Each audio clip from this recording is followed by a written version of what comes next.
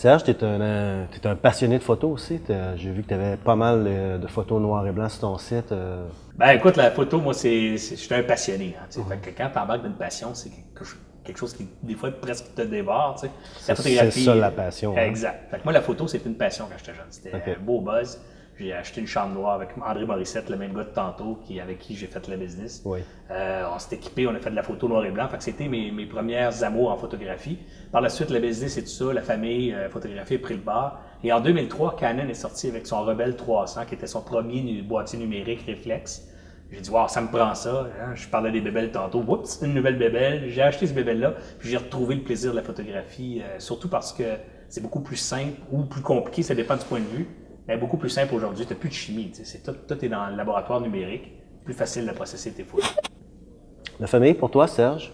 La famille, pour moi, la mienne étant démantibulée quand j'étais petit cul, fait que forcément, ma famille, c'est extrêmement important. Oui.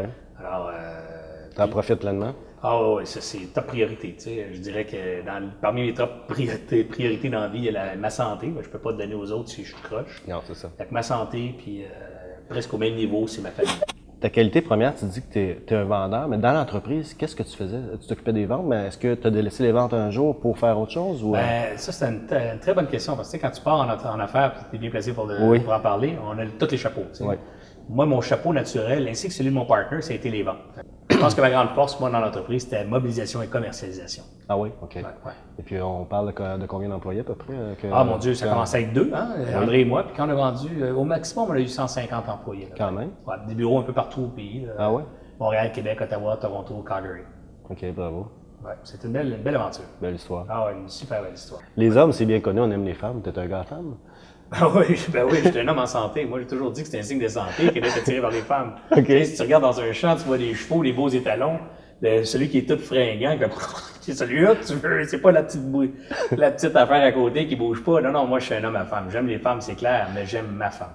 Alors, je suis l'homme d'une seule femme, mais définitivement, j'ai beaucoup d'affinité avec les femmes. Je trouve qu'elles ont une belle énergie.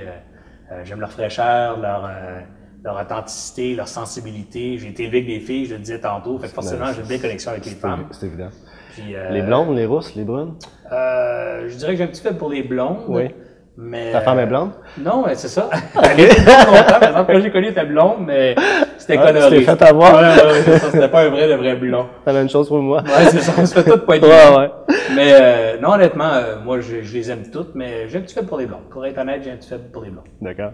Dans ton parcours, ouais. La chose la plus difficile que tu as eu à faire en affaires? Oh my God, je dirais que ça, c'est une question très intime parce que je n'ai jamais vraiment parlé. Non, mais je vais te répondre. Dans notre parcours, à un moment donné, on a rentré des investisseurs externes. Oui. Et on a créé un conseil d'administration, on a rentré du capital. On a levé 5 millions à l'époque pour un projet qu'on avait de développement d'une nouvelle entreprise. Et c'était un projet qu'André, mon partner, qui était pour présider. Et je pense que le moment le plus difficile de ma carrière, c'était à un moment donné, ça ne marchait pas. Et le conseil d'administration m'a demandé d'aller annoncer à mon chum qu'il perdait sa job comme président de cette division-là. Oh.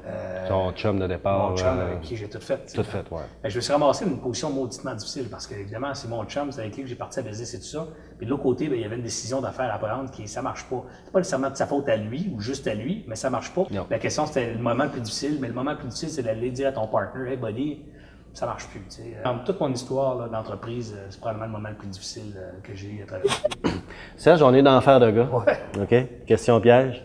Ton plus beau trip de gars, c'est quelque chose que tu peux nous raconter? God. Écoute, c'est parce qu'on est dans l'affaire de gars que je vais te dire ça, parce que j'ai jamais dit ça nulle part. C'est quelque chose qui est vraiment gars typique. Attention. Attention. Mais petit cul, on tripe. Magazine, hein, quand les jeunes garçons, on flippe des pages, puis on regarde des beaux magazines de photos.